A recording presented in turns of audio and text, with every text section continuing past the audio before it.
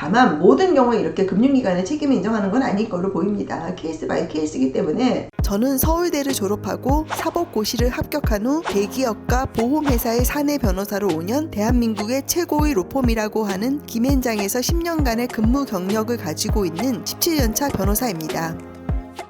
안녕하세요. 최현 변호사입니다. 오늘은 보이스피싱 판례를 하나 소개를 해드리려고 합니다. 사실 보이스피싱 우리 주변에 생각보다 많이 피해자분들이 계시고요. 또 피해 금액도 뭐 몇천 단위가 많으세요. 1억 넘으시는 분도 계시고요. 근데 이 보이스피싱은 아시겠지만 문자 같은 게 와가지고 나의 개인정보를 도용을 한 다음에 공동인증서 이런 걸 막 새로 발급받아요. 그래가지고 요즘에 많은 금융거래 자체가 비대면으로 이루어지지 않습니까? 그래서 비대면으로 이렇게 신청을 해가지고 대출 같은 거 받아가지고 돈을 빼가는 거죠. 사실 피해자 입장에서는 되게 충격을 많이 받죠. 일단 내가 이렇게 보이스피싱 당했다는 것도 충격이고 또 내 돈이 몇천만 원이 사라져서 내가 채무자가 됐다는 사실도 충격입니다. 그런데 우리 법원은 그럼 내가 보이스피싱 당해가지고 대출을 받으면 어떠냐, 내가 다 책임을 져야 되냐, 이제 이런 거에 대해서 사실 많은 소송이 있었겠죠. 근데 법원의 입장은 제가 볼 때는 케이스 바이 케이스인 것 같습니다. 어떤 경우에는 뭐 금융회사가 책임질 필요가 없다는 사례도 있지만 이 금융회사도 이 비대면이 뭔가 비정상적이라는 상황이 있다면 이 부분에 대해서는 좀 주의 의무를 강화해야 된다. 근데 그러한 주의 의무를 강화하지 않았으면은 금융회사도 책임을 져야 된다. 이런 판례들이 나오고 있습니다. 그래서 오늘은 나의 정보를 보이스피싱 당해가지고 도용돼가지고 보험 약관 대출을 받은 사례입니다. 결론을 말씀드리면 일부 이제 보험회사가 비대면 금융거래에 본인 하길 의무를 소홀히 했다. 그래서 책임이 일부 인정이 됐는데요. 그 내용을 한번 판례를 통해서 살펴보겠습니다.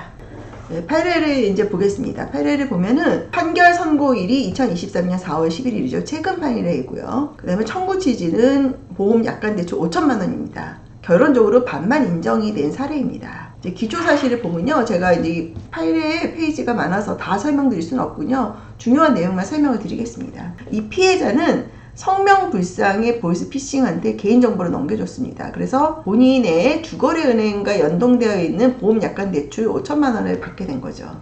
이제 어떻게 이제 보이스피싱을 당했는지가 나와요. 근데 이걸 보면 이렇게 보이스피싱 당하는 게 순식간이겠구나 하는 생각이 듭니다. 그 원고의 막내 아들, 그러니까 피해자 막내 아들이 가장한 그 보이스피싱범이 문자로 와가지고 휴대전화가 고장났다. 휴대전화를 수리하는 데 필요하니 일단 내가 보내주는 프로그램을 설치하고 엄마의 운전면허 사진을 보내달라는 문자 메시지를 받았습니다. 근데 여기서 이제 운전면허증 이거를 보내달라는 거에서 이게 좀 보이스피싱이라는 걸 눈치를 챘어야 하는데 또 이게 사람이 갑작스럽게 이런 문자를 받으면 이런 생각을 못 할 수가 있죠. 원고는 이제 이런 거를 다 보내준 거죠. 그랬더니 이 성명불상자 보이스피싱범이 원고로부터 편취한 개인정보와 팀뷰어를 이용해가지고 원고를 사칭해요. 이렇게 모바일 앱에, 이제 은행 앱에 접속을 해가지고 은행의 보안 매체인 모바일 OTP를 갱신 발급받은 다음에 은행의 모바일 앱을 통하여 공동인증서를 바로 발급받았어요. 그리고 은행의 공동인증서를 통해 가지고 비대면으로 보험 약관 대출 5천만 원을 이제 신청해 가지고 받은 사례입니다. 원고 그 피해자는 어떤 주장을 했냐면요. 여기 보시면 이 사건 보험계약 대출은 이례적으로 평일이 아닌 토요일에 이뤄졌다. 그렇기 때문에 피고 보험회사의 본인 확인 의무는 한층 더 강화되어야 하는데 피고가 보험회사가 본인 확인 절차 의무를 게으리했다. 이제 이런 주장을 했고요. 반면 피고는 뭐라고 얘기를 하냐면 이 보험계약 대출은 금융실명법 적용 대상이 아니다. 그건 이제 법에 그렇게 되어 있습니다. 우리 보험회사는 원고의 본인의 휴대전화를 통한 SMS 인증과 공동인증서를 통한 본인 확인 절차를 거쳐 체결됐다. 그렇기 때문에 이건 법에 따른 준수를 다 했다. 그렇기 때문에 나는 잘못이 없다. 이제 이런 주장을 한 거죠. 네, 이거에 대해서 이제 법원은 어떻게 판단했냐면요. 법원은 이제 먼저 전자금융거래법 및 통신사기 피해 환급법에 따른 본인 확인 조치의 이행을 제대로 했는지를 보겠는데 이 법에 의하면 비대면 전자금융거래 시 금융회사 등이 취해야 할 본인 확인 절차 및 전기통신금융사기에 의한 피해 방지를 위한 노력을 제대로 하지 아니었다고 결론적으로 이렇게 봤습니다. 그렇기 때문에 피고, 즉 보험회사는 그 명의자인 원고가 이 사건 보험계약 대출로 인하여 입은 피해에 대해서 배상할 책임이 있다. 이제 이렇게 결론을 먼저 얘기했고요. 왜 이렇게 그럼 주의 의무를 안 했냐? 그 구체적으로 이제 설명을 해요. 여기서 공동 인증서가 이 사건 보험계약 대출 신청이 있기 직전에 발급된 거다. 이 사건 보험계약 대출 신청 일시는 토요일인데 게다가 1일 보험 대출 계약 한도를 모두 신청했다. 이거는 전자금융 거래의 진정성을 의심할 충분한 그런 정황이 있었다. 그러니까 계약 신청 직전에 공동 인증서 발급받고 평일도 아닌 토요일 날이고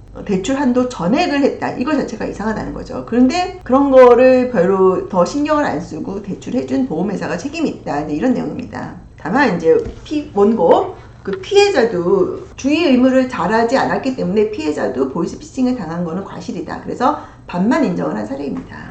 네, 제가 이제 그 보이스피싱 판례를 제가 설명을 해드렸습니다. 뭐 잘 아시다시피 이 보이스피싱 피해를 받으면 사실 이거 회복도 잘 안 되고 이 보이스피싱 비율 잘 안 잡혀요. 주로 우리나라에서 검거하시는 분들이 보면은 그 중간 수거책 이런 분들이 우리나라에서 뭐 수사기관에 의해서 검거가 되는 거지 실제 돈을 가져간 사람들은 뭐 해외에 있는 경우도 많아서 이 피해가 좀 복구가 안 됩니다. 그런데 어쨌든 내가 그 대출 받은 거에 상대방인 보험회사만 되는 얘기는 아니고요. 다른 금융기관도 마찬가지입니다. 뭐 가이란에서는 조금 다른 법리로 그러니까 비대면으로 뭐 금융거래를 하기 때문에 이 금융거래 본인 확인 의무를 좀 더 충실히 수행해야 되는 게 아니냐. 이 사안과 같이 이상한 상황이 있는 경우, 좀 비정상적인 경우, 뭐 예컨대 대출받기 직전에 공동인증서를 새로 발급받고 평일도 아닌 토요일 날 받고 그다음에 대출 한도를 전액을 받은 거는 정상적이지 않다는 거에 대해서 판단을 했어야 된다. 그렇기 때문에 강화된 본인 확인 의무를 했어야 된다. 그런 판단입니다.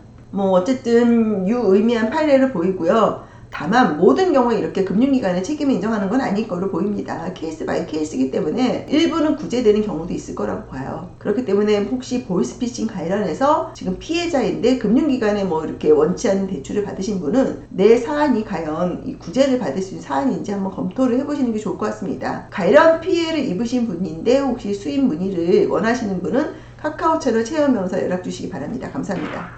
사건 수임이나 법률 상담을 원하시는 경우 카카오 채널 최혜원 변호사를 검색하셔서 연락 주시면 상담을 도와드리도록 하겠습니다.